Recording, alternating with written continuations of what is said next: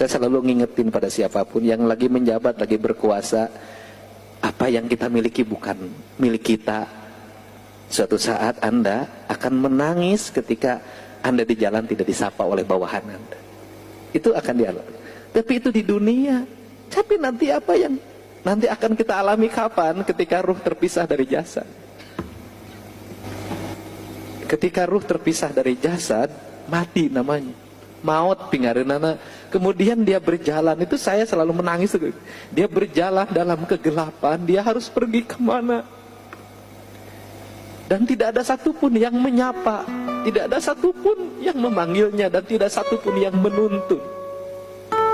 Dari semua rangkaian cerita tentang perjalanan kematian atau perjalanan orang yang mengalami mati suri, saya kasih tahu semuanya. Siapa yang akan menyambut ibunya? Saya kasih tahu, siapa yang akan menyambut kita nanti ketika ruh keluar dari jasad, akan menuntun dan mengajak kita. Saya katakan, itu ruh ibu kita yang akan menyambutnya. Sehingga bagi mereka yang hidup, kalau ingin nanti meninggal, ibunya menyapa dan membawa dan memeluknya dengan penuh kasih sayang. Jangan pernah lupakan dia, cintai dia, sayangi dia, jangan sakiti dia, karena dialah yang akan menyambut kita ketika kita, ruh dan jasadnya terpisah.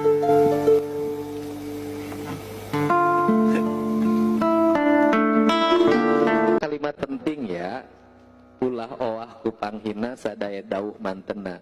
Jadi lamun urang dihina batur, ulah osok ngambek kanu ngahina, tapi kudu nganuhunkeun kanu hina. Nah, karena bisa jadi itu jalan kita bertemu dengan Tuhan.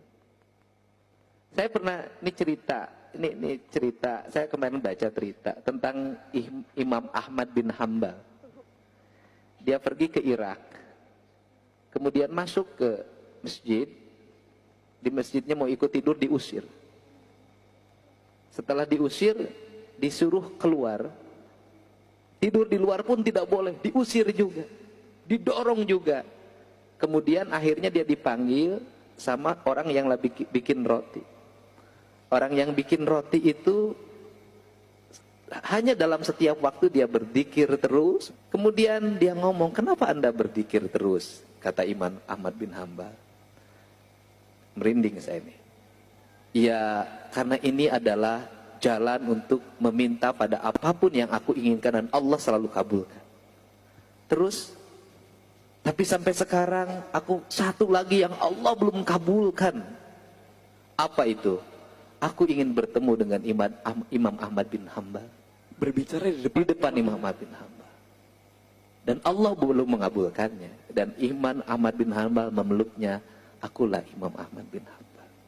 Ternyata cara bertemunya diusir dulu sama marbot masjid. Untuk mengabulkan doa seseorang. Iya, makanya. Saya sering, ya bagi mereka yang sering keliling, kayak saya kan sering. Saya pernah kejadian, naik motor, itu kos ada saksinya. Menolong kakek-kakek karena lihat pikul. Kemudian saya dimarahin sama yang punya rumahnya, sama menantunya. Dicaci maki, diusir saya, suruh pergi. Saya tidak marah, saya pergi saja. Ternyata habis itu saya dipertemukan dengan anak muda yang menghabiskan waktunya untuk istrinya. Pagi kerja bawa kayu dari gunung pakai motor, sore dia harus pelihara kambing, malamnya dia harus menyiram tanamannya. Anak muda itu penuh dengan etos kerja dalam hidupnya. Saya berterima kasih pada yang mengusir saya, karena saya tidak mungkin ketemu dengan anak muda itu kalau tidak diusir. Itu penting. Jadi harus berprasangka baik kepada Allah. Pada Allah. Iya. Saya sekolah dulu SD tidak naik kelas. Katingali sih. Oh, katingali emang bodoh. Karena mau enggak, daftar tentara saya akademi tidak lulus, secaba tidak lulus. Bayangin, saya kan dulu kalau dulu daftar secaba lulus, orang jadi babin saya nah. Dan rame lah yang paling luhur. Ya, tapi dengan jalan itu, ya kadang-kadang cara jalan Allah itu macam-macam. Tongkuku lutus. Oh.